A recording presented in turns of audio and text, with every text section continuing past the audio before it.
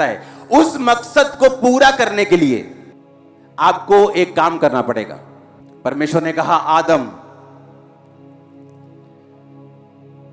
मैं तुझे अकेला देख रहा हूं और तेरा अकेला रहना ठीक नहीं है, तो मैं एक ऐसा सहायक बनाऊंगा जो तेरे साथ मेल खाए।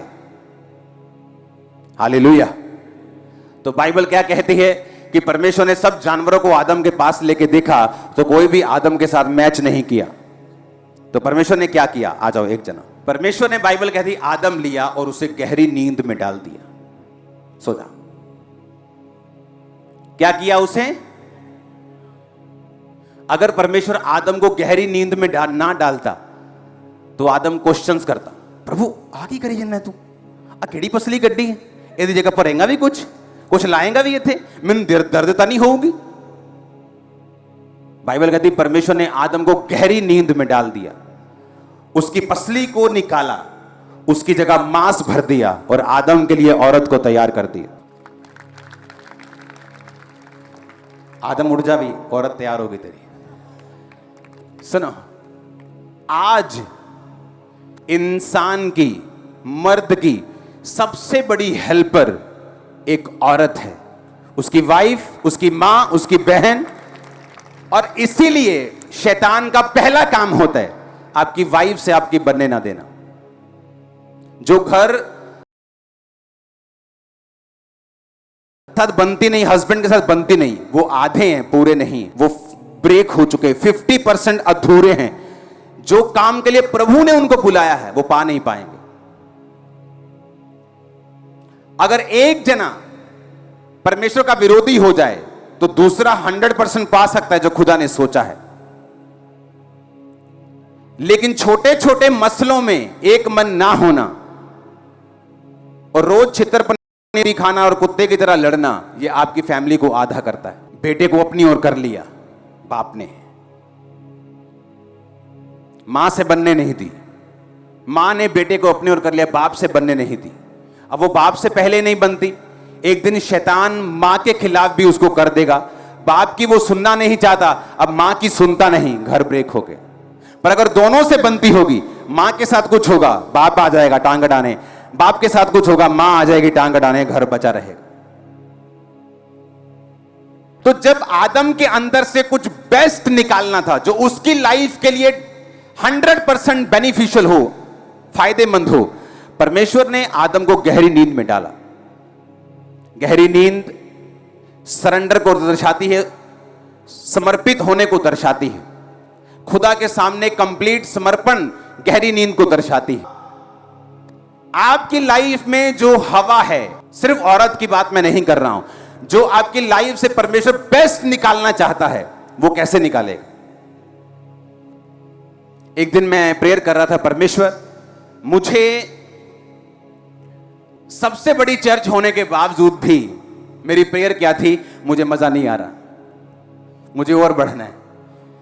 मुझे सब कहते थे क्या बात है, लंगड़े चल रहे हैं। मैं कहा मुझे आगे जाना है और आगे जाना है, मुझे क्या करना है? परमेश्वर मुझे बताओ कि मुझे क्या करना है। रोज खुदा से प्रेयर करनी, रोज रोज रोज रोज रोज। और एक दिन मुझे महसूस होया कि मुझे यहां घर में प्रेयर नहीं करनी, मुझे बाहर जाके प्रेयर करनी।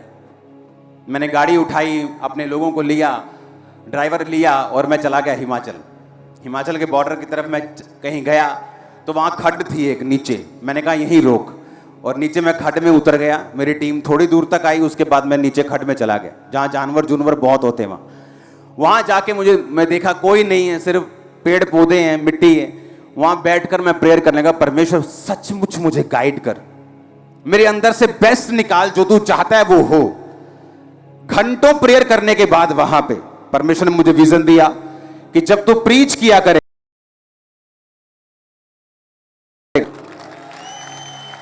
आज तो लोग कॉपी कर रहे हैं कि जो खामरा मिनिस्ट्री कर रही, कॉपी पेस्ट करी जाओ, कामयाब वो हो रहे, हम भी हो जाएंगे, डोंट वरी। लेकिन ये हुआ कैसे? ये हुआ खुदावंद की प्रेजेंस में जाने के बाद, हजूरी में जाने के बाद, प्रेयर करने के बाद, लगातार कॉन्टिन्यूस प्रेयर। अगर आपकी लाइफ चेंज नहीं हो रही, आपकी प्रेयर में कमी है, क्योंकि आपकी जो आपका केस है वो डिमांड कर रहा है 6 घंटे प्रेयर। पर आप दे रहे हो 2 घंटे। मोटर अगर 1100 वाली लगाई तो इतनी वोल्टेज भी चाहिए, अगर छोटी लगाई है तो कोई बात नहीं। अगर 3 फेस मोटर है पानी देने वाली खेतों की तो उसे ताकत भी वैसी चाहिए। केस बड़े बड़े हैं, प्रेयर छोटी है हमारी।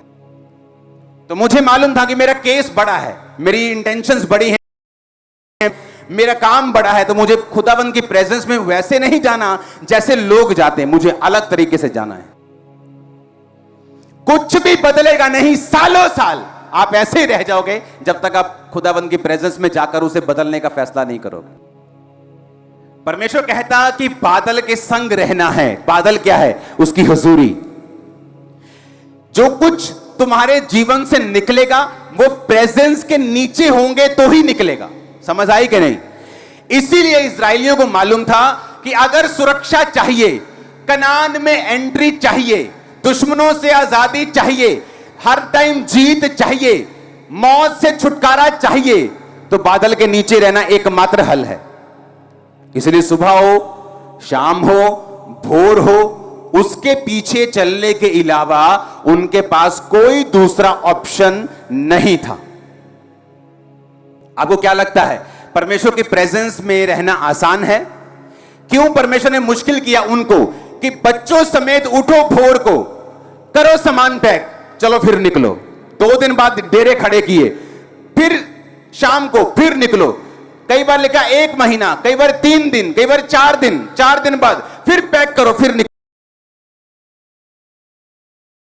कि जब तुम मुझे फॉलो करोगे तो फॉलो करना आसान नहीं होगा, मेरी प्रेजेंस में बने रहना आसान नहीं होगा।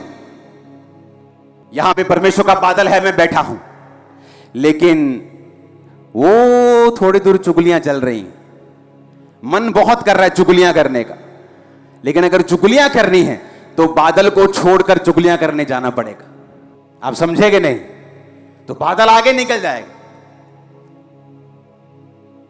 तो शरीर चाहता है चुगलियां करना, उधर पीछे बियर बन रही है, शरीर बियर पीना चाहता है, लेकिन परमेश्वर चाहता है बादल के नीचे नीचे मेरे साथ साथ रहना, ताकि मैं तेरी लाइफ से बेस्ट निकाल सकूं। तुम्हारा बेस्ट वर्जन निकलना बाकी है अभी, और जब वो निकलेगा लोग हैरान होंगे। आमीन ऊंचे वाला चाहिए। पढ़ो अच्छी बात है, बिजनेस करो अच्छी बात है, लेकिन उसमें से बेस्ट निकालना ये तुम्हारे बस की बात नहीं। वो बेस्ट निकालेगा परमेश्वर, और वो तब निकालेगा जब तुम उसकी हजूरी के नीचे हो, उसके बादल के नीचे हो। और शैतान तुम्हें खींचेगा उस बादल से बाहर कि चलो आओ व्यभिचार करने के लिए, चलो आओ चोरी करने के लिए, चलो आओ चुगली करने के लिए, चलो आओ आज पार्टी में चलते हैं, चलो आओ आज लंगर खाने चलते हैं।